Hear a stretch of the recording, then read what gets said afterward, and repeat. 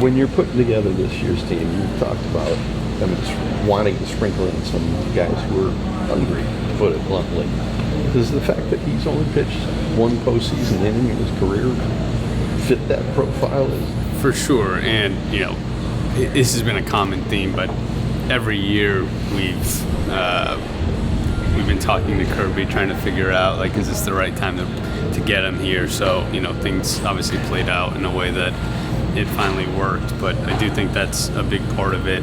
So I think adding some of this, the new guys that haven't been here for a while, the guys that tasted it last year, will come in, and we feel strongly that there's not going to be complacency. I know they're incredibly focused on winning a championship this year, so I think it's a really good combination of the two, and I think looking forward to this group gelling early on and kind of taking that into the season. How much time have you guys spent looking at why there hasn't been a repeat champ for 25 years? Not a ton. I think there's a lot of reasons, and it's hard enough to win one as it is.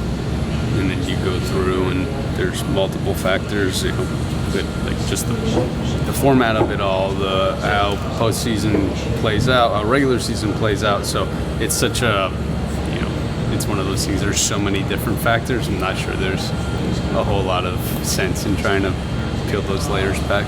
What made Brasier the odd man out? I think just like kind of the timing of it. Obviously, Brasier's been great for us, and as we look out, just the how the bullpen is built and potentially needing some flexibility down the road. Unfortunately, Brasier was the move, and he's been incredible for us. And it's always tough because he's a great teammate, great dude.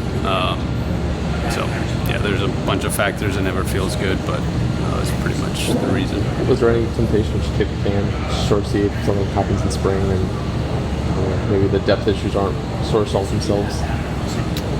I just don't really know how we would have done. We would have needed a roster spot in some way, shape, or form, and felt like, as looking at the roster, it's a good thing when your roster is that talented, but it obviously creates difficult decisions.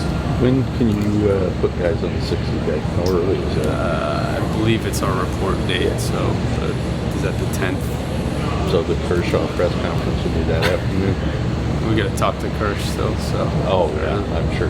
Have you already lined up what the nesting doll looks like, with what order, who's going to go on 60 day, on which time, and who goes first? Yeah, there's quite a few candidates.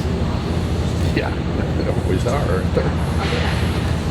Does it seem like spending money has become kind of a market inefficiency because a lot of teams aren't spending as much, but here's the Dodgers everyone else like quite a bit?